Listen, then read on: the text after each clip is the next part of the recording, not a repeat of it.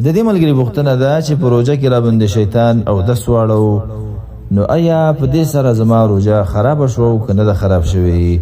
جواب دا د عزتمند ده چې په دې سره ستا روژې ته کوم نقصان نه دی رسېدلی، روژه دې روغه جوړه ده، تشویش ورته مه کوه. وجه دا ده چې په دې کې ستا کوم نقصان نشته دی، تا نه دی کړی دا کار، ته وده وي، ته په ځان نه پوهېدلې، مکلف نه وي او دغسې کار د شیطان د طرف نه شوی دی. البته دومره ده که چېرته ته راپاڅېږې او په خپل وجود دې آثار د اوبو ولیدل، اوبه دې ولیدلې، کپړې دې لمدې دي په بدن باندې یا آثار دې ولیدل، نو غسل په تا باندې لازم دی، د جنابت غسل به وکړي ځکه جنوب شوی، اما روژې ته ضرر نه رسېږي. که څوک اوس دا اشکال چاته پېښ شي چې څنګه غسل را باندې لازمیږي د دغې کار د وجې نه او دا روژه مې نه خرابېږي، نو جواب دا ده چې دا غسل حقیقت لري او هغه کار حقیقت نه لري. یعنی ته چې راپاڅېدلې په وجود دې اوبه ولیدلې چې دا د احتلام او د جما د هغې آثار دي، نو دا خو حقیقت لري، ته به ځکه ته لامبې.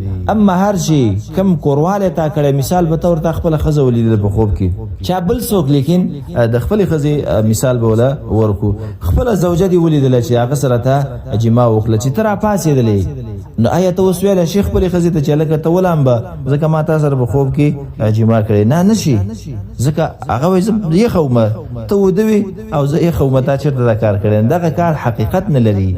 بېنهي د دې مثال بل، په خوب کې ته راولګېږي، څوک ووې، په خوب کې راولګېږي څوک مړ کي ویې ولې، ته به راپاڅېږي، ته به وایې چې زه قاتل یم؟ نه، هغه سړی به ګرځي ازاد چې وروره زه روغ جوړ یم، خپل کار کوه.